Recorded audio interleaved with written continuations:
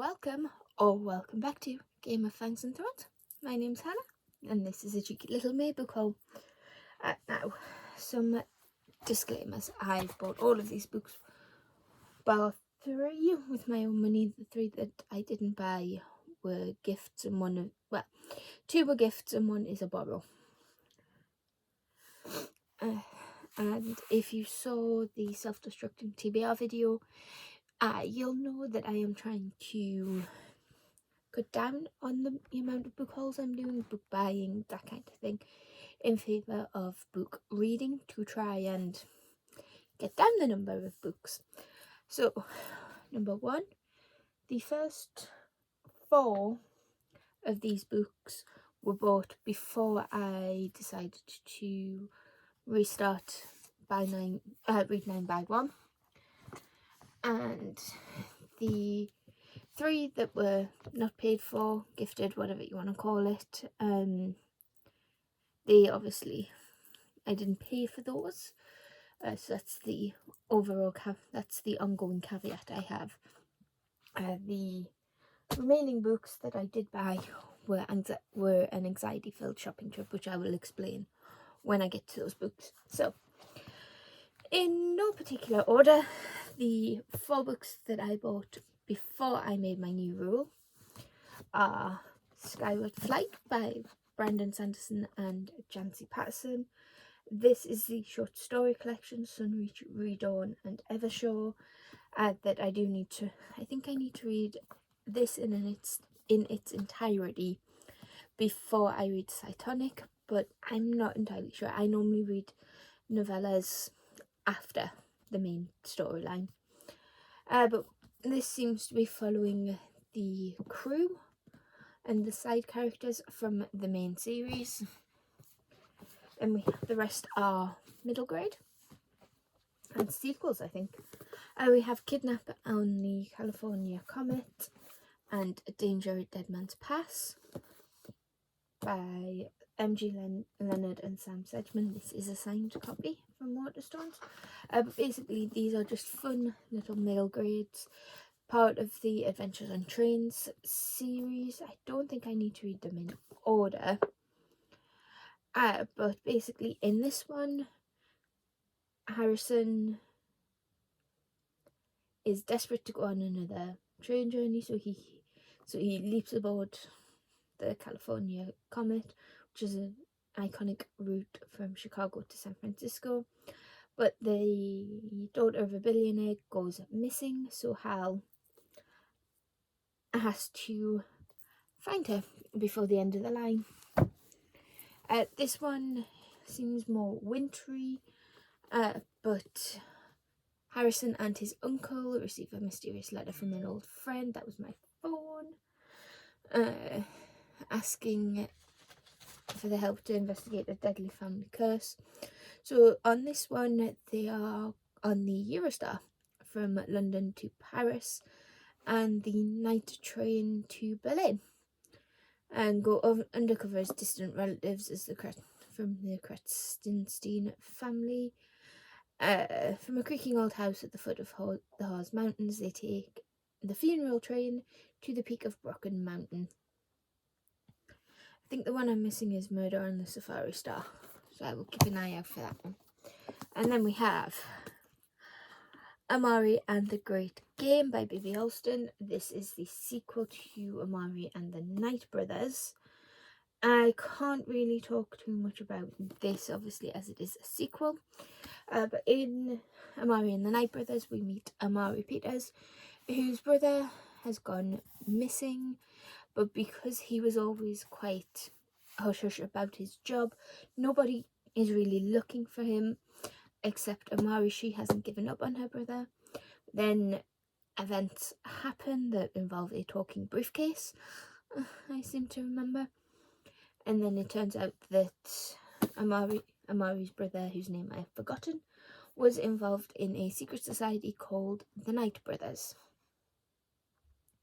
The Bureau of Supernatural Affairs.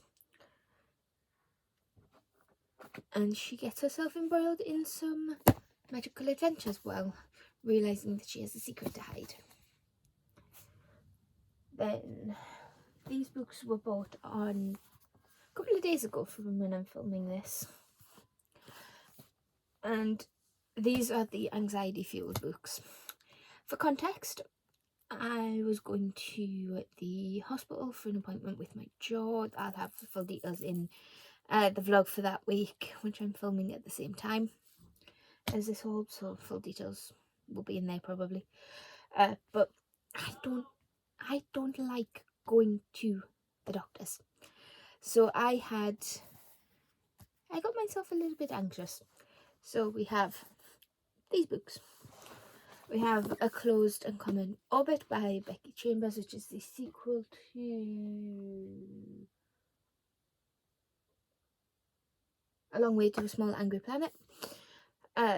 This one seems to be following Loveless and Pepper, who we met in that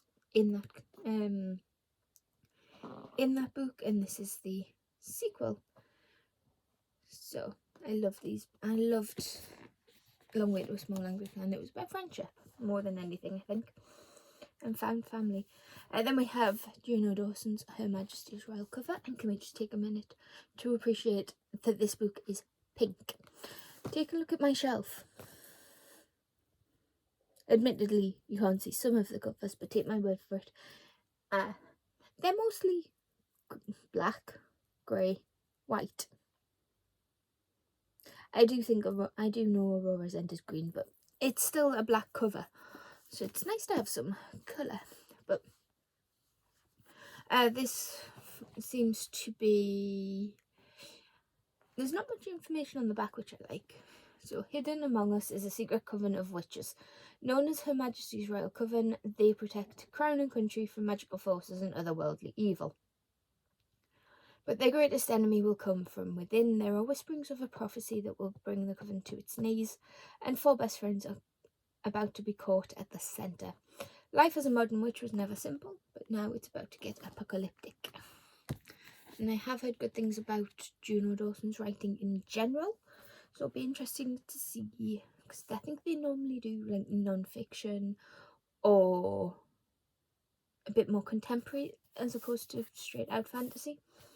And then we have Onyenka and the Rise of the Rebels. This is the sequel to Onyenka and the Academy of the Sun, in which Onyenka is travelling to Nigeria. I want to say it's an African-inspired country, in which Onyenka discovers that her hair, which she's always thought of as a hassle, is actually her greatest strength. She has a power in her hair. So she's taken to the Academy of the Sun to try and harness that power, and also to see if she can locate her missing dad. Things obviously go sour, and she ends up on the run. This is obviously the sequel and fallout to that. Then we have Elle McNichol's Like a Curse, the sequel to Like a Charm, and I have a personal connection to this book because our main character, Ramya Knox, has dyspraxia like me, and I just felt so seen and appreciated while reading the first book, even though it is middle grade. But everybody deserves to be seen, and I think if we can get own voices in media, then people that they are own voices for will be seen and recognised and validated, and 2, people who are not own voices will begin to understand. So this is the sequel to that, following Ramya, who is in Scotland, who realises that things aren't as they seem. She can see things that normal people can't, and it's always left her feeling like an outcast more than her dyspraxia. Then we have this brick, which is A Court of Silver Flames by Sarah J. Maas, and I don't think I need to talk too much about this one because it is a booktube favourite. But this is Nesta's book from the Akatar series, which is a very loose retelling of Beauty and the Beast. following Feyre as she navigates the Fey world from accidentally killing a wolf who seemed to be a Fey in disguise, and the consequences of that, which are far more far-reaching than she thought. This one is her sister Nesta's book, I think. From what I remember, Nesta, and what I've been told, Nesta goes through a massive change, and we start to understand her a little bit more in this. It's a chunky one, but that is, oh, that's not it. I have some books from my friend. I'll start with the one that I'm only borrowing, which is the Nutcracker and the Four Realms, The Secret of the Realms. This is the novelization of the movie, which is Disney's take on the Nutcracker. I did enjoy the movie, so it'll be interesting to see how well it translates into paper. Then we have the 2 books that she gave me, because she's getting rid of them. We have Karen Perry's Girl Unknown. I do like a thriller, I just don't reach for them very often. But this is following first-year student Zoe Barry. She walks into Professor David Connolly's office and tells him that she thinks he's her dad. And it's the lives of his family, particularly his wife Caroline, which are turned upside down by the arrival of the stranger. No one knows quite who Zoe is, but she's soon entangled in their lives. The stories don't quite ring true, and Caroline is determined to see if the girl is unlucky and the unlucky innocent, she claims, or someone with a far darker agenda, because by letting the girl in, David and Caroline aren't just leaving themselves vulnerable, they're risking the lives of their children. Then we have The Notebook by Nicholas Sparks. Now, I've seen the end of this movie, but I haven't seen it the whole way through. But this follows Noah as he's recently returned from the war in 1946, trying to forget the horrors he's seen and experienced by returning an old plantation home. His days are spent working, but the nights often give way to the past.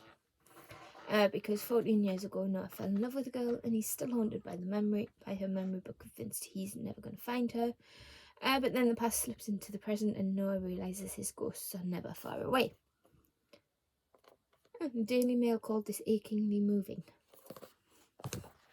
So that's it for this big haul. Hopefully I won't have another big haul for a while, because, read 9 buy 1. And let me know in the comments down below what you've been buying or hauling or receiving, and let me know if you've read any of these and what you think. But that's it for this video, so give it a like if you like it, and hit that subscribe button if you want to see this, talk about these, and I'll see you in the next one. Bye.